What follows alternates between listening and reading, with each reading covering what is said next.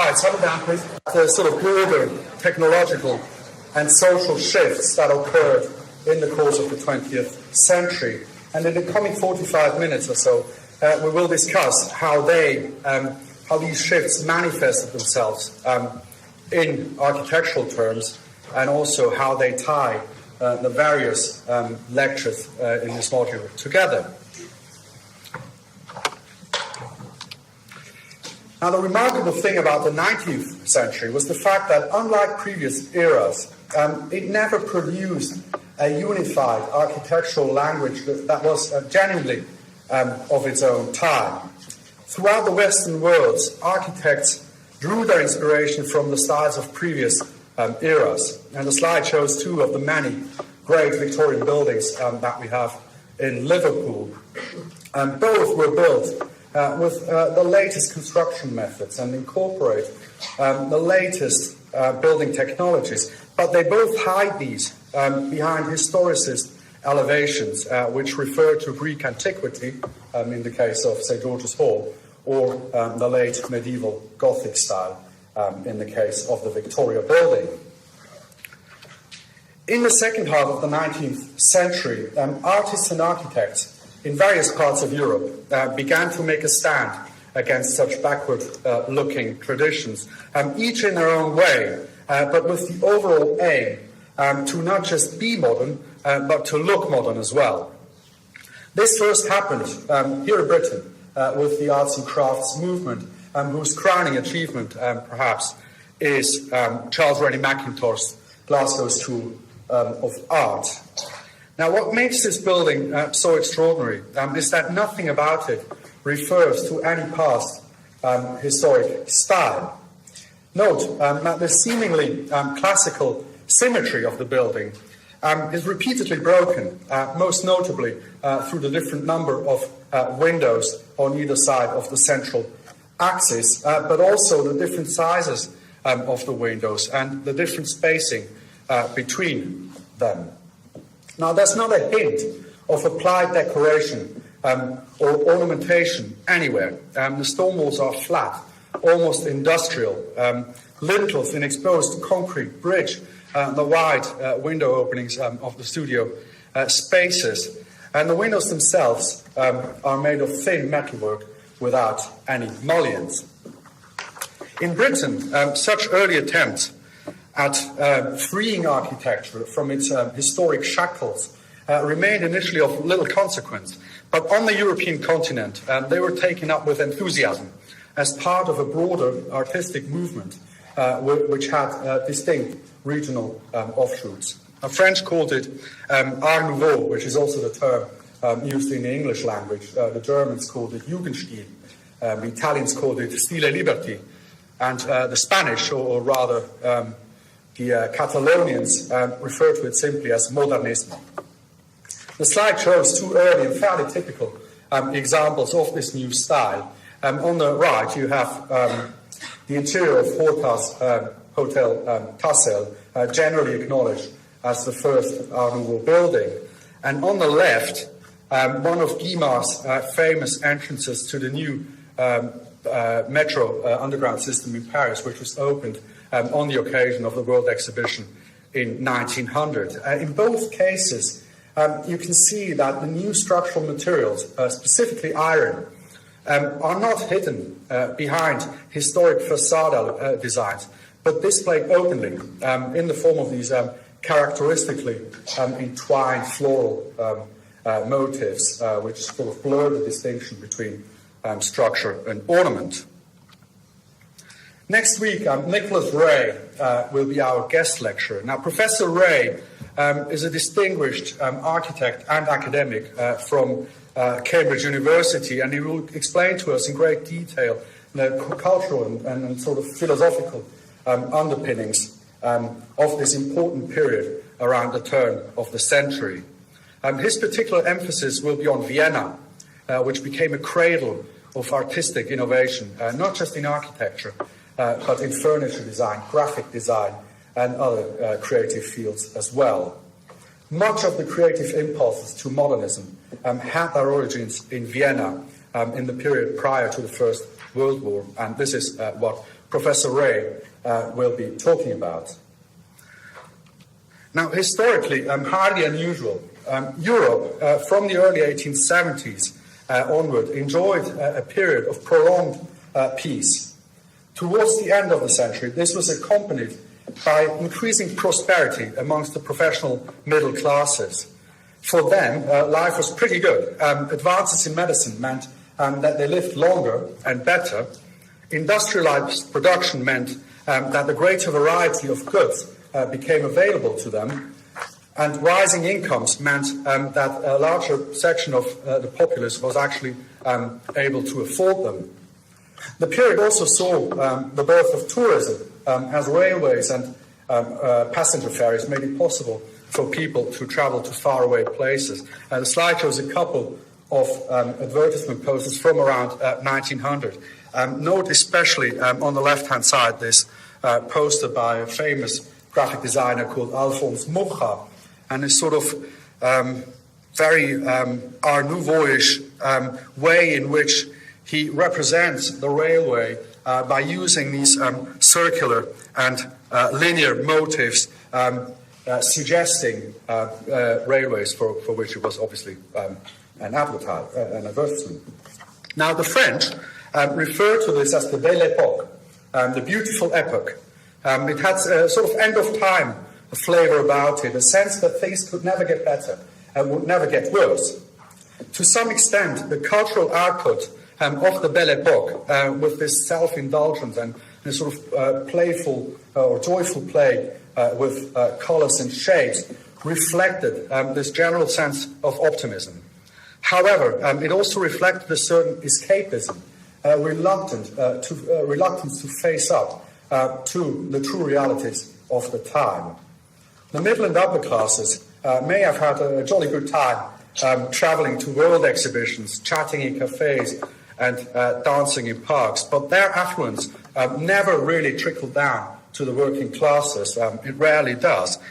And whilst it may have been pleasant for rich white Europeans, the period as a whole was marked by harsh and unsustainable social divisions, and on an international level, by political, economic, and military rivalries which were bound to spiral out of control.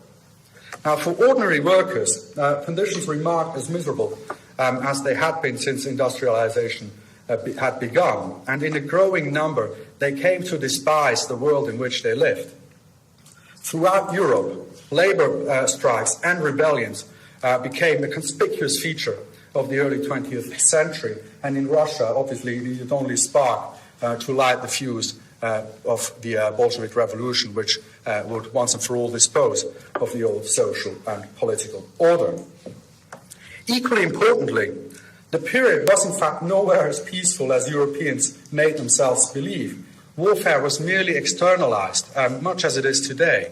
So whilst Europeans, at least in the higher social strata, lived a relatively carefree life, their leaders were carving up the rest of the world, ousting local rulers and leading proxy wars over their territories. Outside of Europe, few people would have seen the period as peaceful, but at the time of European world domination, their views simply didn't matter. What did matter was that the balance of power between the major European countries was gradually shifting. In the 19th century, there had only been one world power, and that was the British Empire. Towards the end of the century, France, Russia, and Japan were, as this map indicates, expanding their spheres of influence, and Germany was building up an enormous industrial and military might, intent on becoming not just a, but the world power. The inevitable consequence of this clashing interests was the First World War, which lasted from 1914 to 1918. Now, nothing illustrates the naive mindset of early 20th century Europeans better than the immense sense of excitement with which they generally welcomed the outbreak of war in August 1914. Most people hadn't seen a war in their lifetime, and they happily volunteered, convinced that they would be home by Christmas. The slide shows German soldiers on a train covered with slogans such as "Trip to France" and "See you on the Boulevard." Needless to say that they weren't home by Christmas. Many of them never returned home at all. People had not only forgotten what war really meant, and they also didn't grasp that the technological progress which had so changed their personal lives would inevitably change the nature of warfare as well. I mentioned some of the novelties before the break, submarines, tanks, military aircraft, chemical warfare, etc. As a result, the war consumed the lives of 20 million people, most of them dying in totally pointless trench warfare, where no side ever made any territorial gains at all. World War I was, in a way, the climax of the 19th century, with its relentless thirst for expansion and industrialization, and particularly in the defeated nations. It put an end to its political and social conventions. The German, Austrian-Hungarian, Russian, and Ottoman empires all folded, and the new republics, which were installed in their place, were vibrant and volatile places which initially sought a clean break with their imperial past.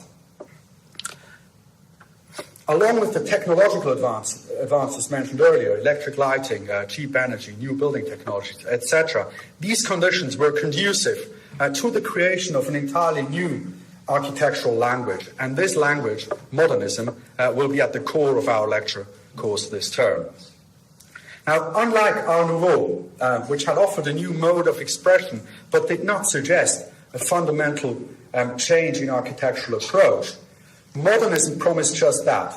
This was to be an architecture which would embrace new technology and openly display new technology, prioritize function over form, space over appearance, etc. At least that was the claim. Now, the rise of modern architecture happened simultaneously in various regions of Western Europe and was driven by different groups with sometimes vastly different philosophies. In the Netherlands, the De Stijl group sought for a universally applicable aesthetic based on planar compositions in white and primary colors. Rietveld's Schröder house is a prime example of this style architecture. In Switzerland and Germany, architects looked into the minimal requirements of dwellings to create economically optimized functionalist buildings. A prime example is, of course, Gropius's building for the Bauhaus in Dessau. And finally, in France, Le Corbusier created a number of housing schemes which would become modernist prototypes for decades to come. Now, all these buildings were built in the space of 3 years, between 1924 and 1927, which shows you just how rich and exciting the interwar period in Europe was. And because it was so rich and exciting, I will be discussing it myself in the third lecture this term, which will link up and slightly overlap with Professor Ray's talk of the preceding week. The same period between the two world wars will also be covered in a separate lecture on the United Kingdom. Now, there's always considerably less soul-searching in countries which emerge victorious from a war. And whilst there were social and political shifts in Britain as well, and they were nowhere near as radical as elsewhere, and the same applies to its architecture and to its culture more generally. Now, the relationship between Britain and modernism was and continues to be a tricky affair. Unlike in continental Europe, modernism in Britain had a very rocky start. The architectural establishment resisted the imports of what they considered to be German communist ideas and promoted a rather more classical architectural approach. A prime example being this the first unbuilt scheme for Liverpool Catholic Cathedral by Edwin Lutyens. Now, at a time when in Europe large corporations and public authorities commissioned modern architects for their new buildings, in Britain their activities were largely limited to homes and housing schemes for sympathetic clients. The image on the left shows a particularly important one by Conwell, Ward and Lucas. Now, these tensions, I suspect, will be at the core of our fourth lecture this term. Dr. Neil Chazor, who will be our guest speaker, is a research fellow at our school and currently writing a monograph about architecture and planning in interwar Britain. Needless to say, we couldn't get anyone better than him, and I am looking forward immensely to his talk, and so should you. Now, in the second half of the 1930s, the spread of modern architecture in both Britain and the United States, and indeed in other countries as well, Turkey, Japan, and others, was accelerated by the arrival of German architects who were forced to flee the Nazi terror. Germany, of course, had lost the First World War and paid a very steep price for it. It was stripped of its territories in East and West. It was compelled to reduce its military to the bare minimum, and it was forced to pay punitive restitution payments to the victorious countries, mostly France. The result of this was economic depression, an angry and impoverished population, and hundreds of thousands of highly trained, highly armed, and highly disillusioned military personnel with nothing to do and no purpose in life, Hitler being one of them. Culturally, the Weimar Republic in Germany, which lasted between 1918 and 1933, was buzzing. You remember the picture I showed you before the break of this Berlin club in the 1920s. So not just in architectural terms it was buzzing, but also in art, film, music, literature, etc. However, it was also a place of high social tensions. And once the Nazis, with their unconcealed thirst for expansion and their inhumane nihilism, seized power in 1933, another war became ultimately inevitable.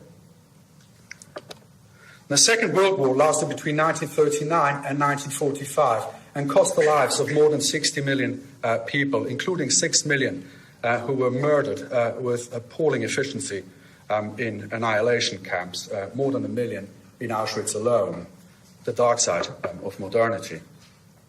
Germany and the other Axis powers were ultimately defeated by an uneasy alliance consisting mainly of the United Kingdom, the United States, the Soviet Union, and France. However, looking at it from a late 20th century perspective, there really was only one winner, and that was the United States. The 20th century was very much the American century, and particularly so in the second half.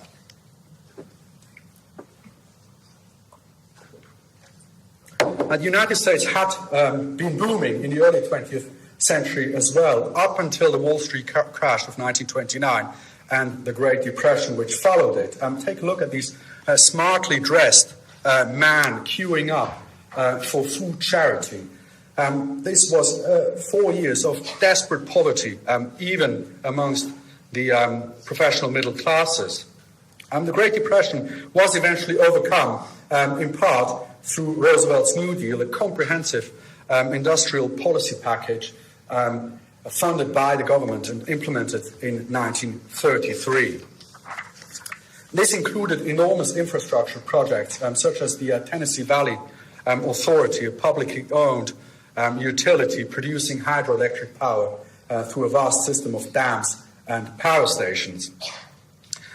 The reason I'm showing you this picture for two reasons. The first reason is that it was one of the models which inspired national economic planning in post-war Europe, and particularly in the British welfare state. It sort of provided evidence that a great deal of state interference in industrial planning could be a way forward, even in a capitalist system.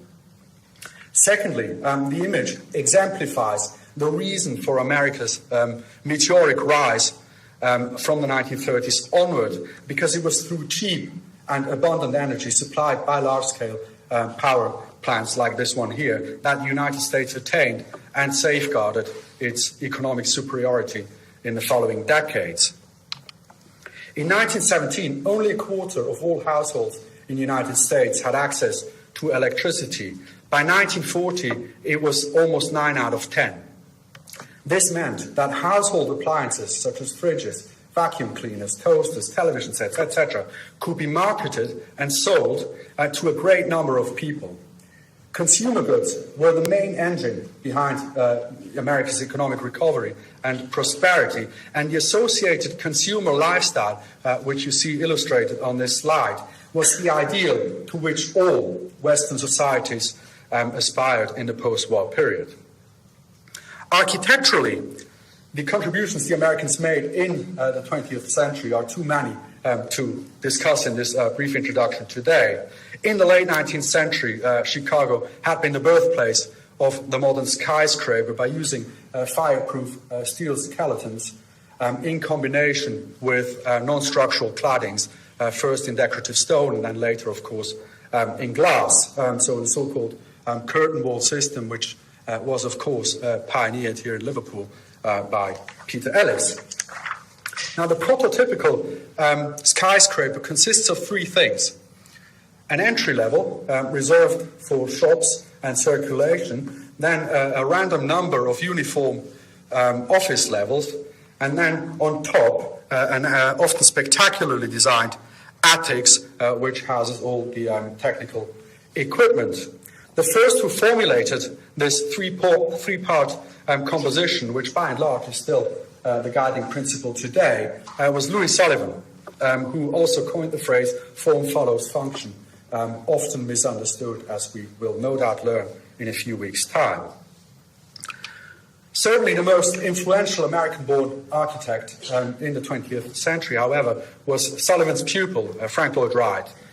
Wright's creative output over more than 7 decades was second to none. He really is one of the three giants in 20th century architecture, the others being Mies van der Rohe and Le Corbusier. Of particular importance to us will be Wright's notion of organic architecture, which sought for a close connection between building and landscape, for buildings that adapted not just to the individual needs of each client, but also to the specific conditions in which it was set. Now, Frank Lloyd Wright himself worked mostly in the American Midwest, and the general flatness of his geographic context often inspired buildings with a great horizontal emphasis, as you can see on both these examples here. This, as well as the underlying philosophy itself, had the greatest impact on European architects both before and after the Second World War. In the 1930s, many modernist architects fleeing Nazi Germany ended up in the United States, which could offer them political refuge and economic prospects second to none. Amongst them was Mies van der Rohe, who developed a particularly reduced, minimalist approach to modern office buildings. After the war, this approach spread globally through large American practices such as Skidmore, Owings and Merrill, whose staff usually consisted of people who had studied either under Mies at Chicago or under Gropius at Harvard. By the late 1950s, more expressive forms of architecture emerged, which seemed to challenge the rigidity of the so-called international style of modernism. Seen with today's aesthetic sensibilities, few architects were as forward-looking as Eero Saarinen, whose complex undulating shapes seems to anticipate the vocabulary of contemporary architects such as Zaha Hadid or Santiago Calatrava.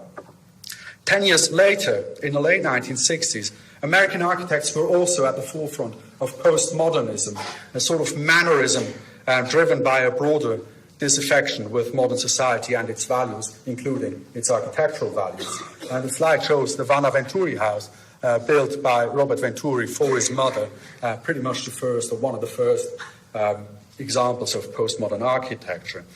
Now, this is, of course, all very sweeping, and to give you a proper and thorough account of American architecture in the 20th century, I have invited Neil Jackson to give 3 separate talks to us.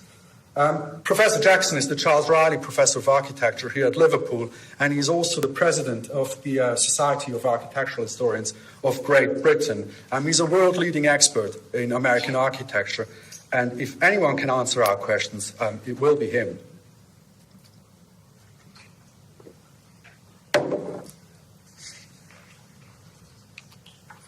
Now, the economic rise of the United States after the Second World War owed much to the fact that the country, unlike all its allies, had been spared from any war damage.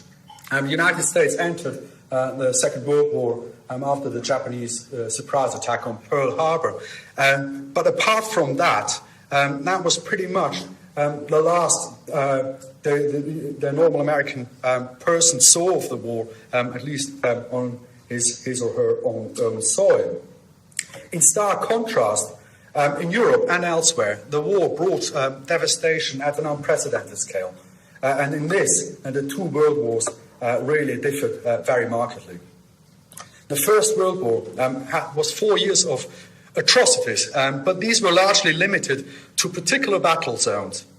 For many ordinary people, at least in Europe, life continued pretty much as normal. The Second World War, on the other hand, was a total war in every sense of the word. Nobody remained unaffected by it, as neither side hesitated to unleash its full weapons arsenal on civilian targets. The sheer scale of devastation, particularly in the most populated industrial conurbations of Europe, was an immense challenge and opportunity for architects, and these will be the focus of one of my own lectures this term.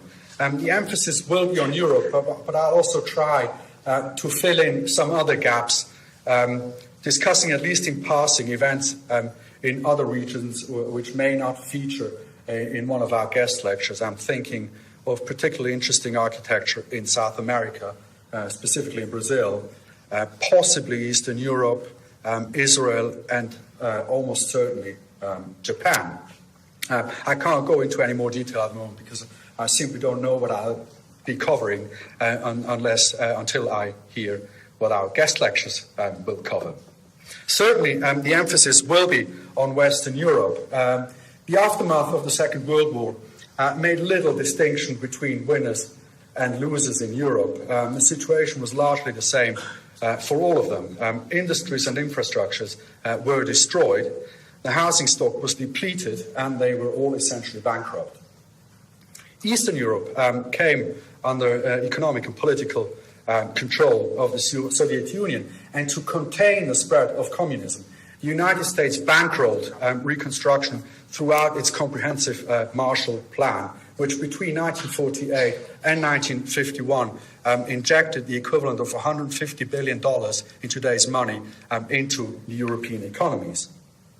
Initially, so in the first 5 or 10 years after the end of the war, the focus was entirely on infrastructure and the provision of vital services, specifically schools and housing. Having said that, Europe recovered remarkably quickly, and from the mid-1950s onward, most countries entered a decade of tremendous economic growth, the Wirtschaftswunder, economic wonder, as it is still referred to in Germany today.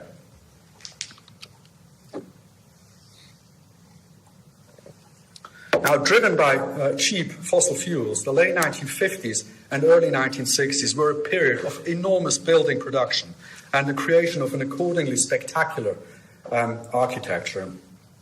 Stylistically, there were, as mentioned before the break, two main currents. One of them was this skin and bone architecture of Mies and his followers, which spread as a sort of corporate functionalism from the United States to all corners of the globe, including what was now known as the Eastern Bloc. And the slide shows two particularly successful examples from Germany and from Italy. The other, more homegrown style was brutalism, which drew its inspiration from the post-war work of Le Corbusier, pretty much the only leading modernist who had stuck it out in Europe during the war, and who, by this virtue alone, was held in extremely high esteem by a young generation of European architects. Little was known at the time of his less savory dealings with the Nazi-sympathizing Vichy regime in France. The slide shows one of the main prototypes of brutalist architecture, Le Corbusier's Maison Jaoul in the outskirts of Paris. And the picture on the right shows a church by Walter Förderer, one of the most uncompromising brutalist architects of the 1960s. You will hear more about all this in a few weeks' time. Now, my lecture on the post-war period will touch on a wide range of topics and regions, and I've therefore decided to invite a guest speaker to explain the situation in one country in more detail. In this case, it will be one of our best PhD students, Ewan Harrison, who will cover the exciting post-war period in the United Kingdom. Now, the situation in Britain was as dire as anywhere else in Europe after the war. Indeed, paradoxically, it was perhaps even worse. Wartime rationing in Britain continued until the mid-1950s, and this included the rationing of building materials. This meant that everyone who wanted to build anything had to apply for permission to use building materials, and these permissions were usually only given out for housing, schools, and to some extent industry. There was, in other words, no private architecture to speak of. However, there was also, within this poverty, an enormous sense of optimism and common purpose, driven by the conviction that the war had been won through a collective national effort, and that the same collective effort should now be applied to peacetime reconstruction as well. The British welfare state, specifically the NHS, is the legacy of this post-war spirit, and so is the superb and internationally renowned architecture the British produced in the post-war period. The first notable example of this was the Hertfordshire Schools programme, an ingenious system of prefabricated modules which was developed by an architect-led team of educators, lawmakers, and industrialists, and solved the problem of planning and erecting an enormous number of urgently needed primary schools at times of desperate material and labour shortages. Now, today, these schools may look unremarkable to us, but at the time, they were widely admired, and people from all over the world travelled to Hertfordshire to learn from them. In the mid-1950s, when restrictions on building materials were lifted, the conditions for British architects began to change for the better, and they assumed, for the first time since the arts and crafts period, a leading role in their field, providing daring solutions to housing and traffic problems that were copied worldwide. British architects did not invent brutalism, but they certainly made the most of it. A prime example being Niamh Brown's superb Alexandra Road housing scheme in Camden.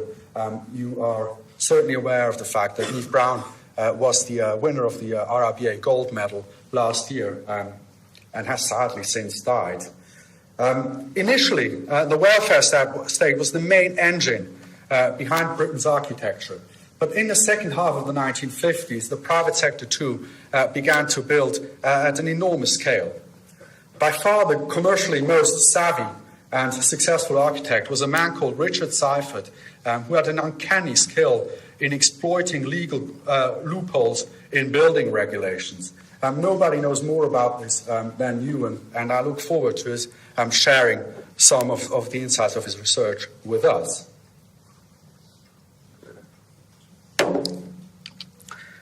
Between the two world wars, modernism had been a pioneering effort, coexisting and competing with more traditional styles from the past. After the Second World War, it effectively became a global monoculture. Its two incarnations, functionalism and brutalism, effectively the first truly international styles in history. This was, of course, due to the fact that the world itself, in spite of its political divisions, became, on the whole, a more unified and homogeneous entity. Commercial air travel and high-speed railways allowed people to visit faraway places and engage in cultural exchange. At the same time, Architectural magazines became more numerous, they became colorful, and they were distributed globally, allowing architects throughout the world to tap into the same body of ideas.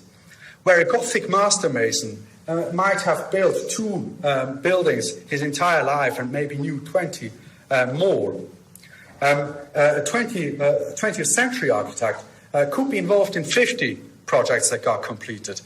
He could visit hundreds others, and he may know thousands more from images or drawings. One result of this was a very rapid stylistic development in both practice and theory. In previous eras, changes in architectural fashions had been a matter of centuries. Now they became a matter of decades or even years. Another result was a distinct loss of local traditions. Globalization meant, in architecture, as well as in other cultural fields, homogenization, a development which was, of course, only a precursor to the situation that we have today, where effectively the entirety of world architecture is available at a mouse click. Now, architectural monocultures never last for very long. The High Renaissance, for instance, gave way to modernism after only a few decades. Neoclassicism in the 19th century gave way to an eclectic mix of historicist style and so forth. And this is effectively what happened to modernism as well. A particularly interesting situation arose in the so-called developing countries of Africa and Asia. The situation in these parts of the world changed profoundly after the Second World War, as the impoverished European countries lost their grip over their colonies, particularly as Marshall Plan aid effectively came with the condition attached that the colonial countries would start the process of dismantling their empires. India, the crown jewel of the British Empire, attained independence in 1947, and it was, of course, followed in quick succession by almost all former British, French, Dutch, Portuguese, Italian, German, etc. dependencies. Architecturally, what we see in this countries are 2 fascinatingly contradictory tendencies.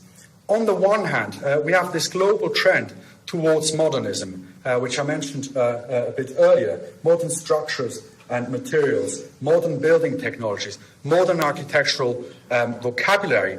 On the other hand, the reawakening of a sense of national pride that comes with independence also propelled a revived interest in indigenous traditions and vernaculars that have been suppressed for centuries.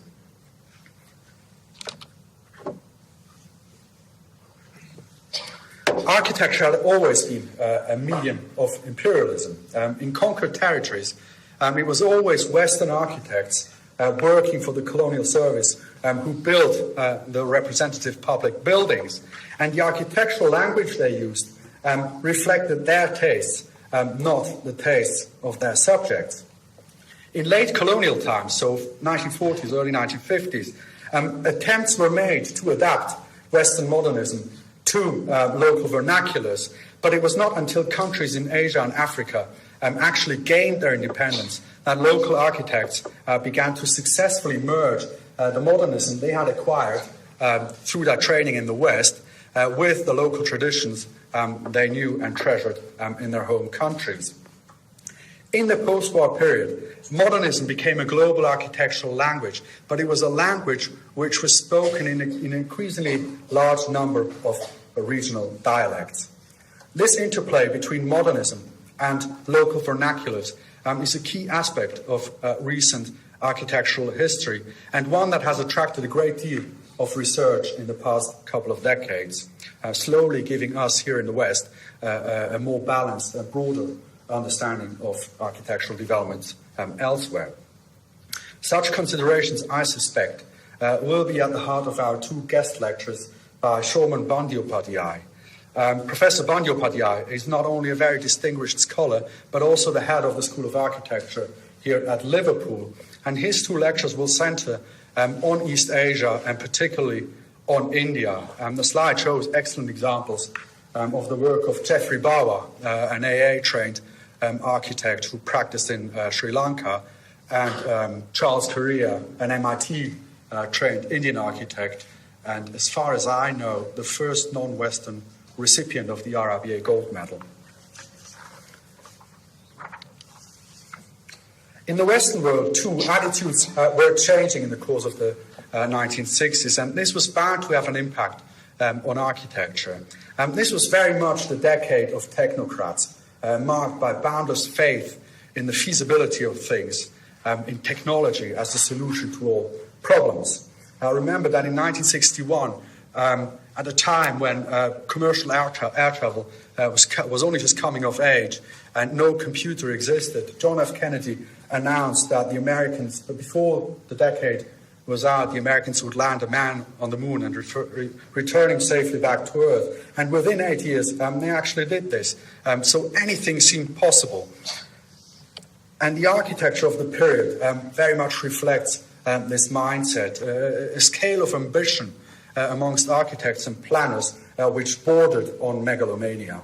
A prime example being Kenzo Tange's outrageous scheme for Tokyo Bay. All this was, of course, driven by fossil fuels and nuclear power, seemingly inexhaustible sources of cheap and powerful energy.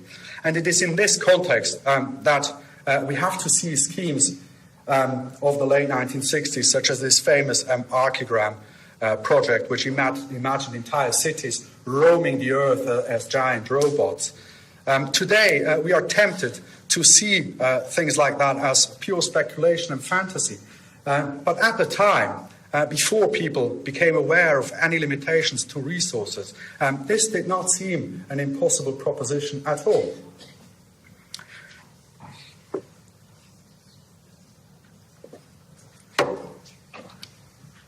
Now, socially and culturally, the change has set in before the downsides of modern technology became fully obvious. Yes, technological progress had made life better for ordinary people, but for younger people, students such as yourselves, this didn't matter all that much. They had grown up in a world of plenty, with free healthcare, free access to higher education, cheap housing, etc. This was the only world they knew. They may or may not have been conscious of its benefits, but they clearly didn't share the values and post-war anxieties of their parents. In Vietnam, the greatest military might the world had ever seen was let loose on a population of peasants, which led to great civil unrest in America and throughout the Western world. All across the globe, people were living in constant fear of complete annihilation due to the nuclear arms race between the two world powers. Obviously, technological and industrial progress wasn't all that rosy. It didn't solve all problems and seemed to create quite a few of its own. The fundamental precepts of modernism came under scrutiny in society in general and therefore in architecture as well. The postmodern reaction started, as I said earlier, in the United States, but it found some of its more interesting exponents in Europe and particularly in Britain. James Stirling, who studied here at Liverpool, being perhaps the best of them. Professor Jackson will no doubt talk about postmodernism in some detail. Ewan Harrison might do as well, and so will I. So, this is broadly what we're going to talk about this term. Throughout the ages, architecture has responded to the specific conditions of its time, technological context, energy context, political context, social context, etc. You cannot understand the architecture of the past without understanding these relationships, and this is pretty much the point of architectural history.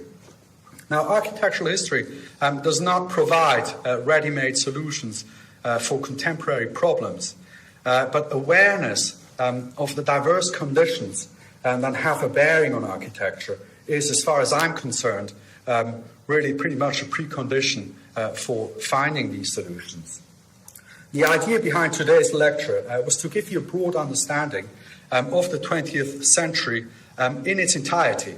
And this broad understanding will, I hope, give you the necessary context for the various lectures we will hear over the coming weeks and months. This will be your challenge in this module. Your challenge as future architects, planners and engineers will be to acquire a similarly analytical understanding of your own period, because only by fully understanding your own period in all its facets will you be able to find an appropriate architectural response to it. I do hope our lectures this term will give you some inspiration and some food for thought, even if they will not give you any solutions. Thank you very much.